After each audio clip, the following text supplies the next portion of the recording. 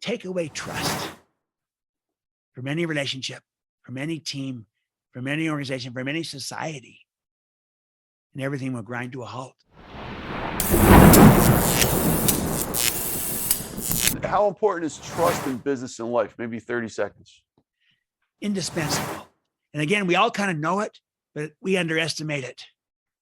I've said by a factor of 100. I kind of believe that. I don't know if it's 100, but it's by a huge factor that because it impacts everything. Look at it this way. Take away trust from any relationship, from any team, from any organization, from any society, and everything will grind to a halt. You know, you wouldn't go out and drive if you couldn't trust that people would fundamentally obey the laws. Yeah, there's always a few people that might not be, but most people are driving safe and follow the rules.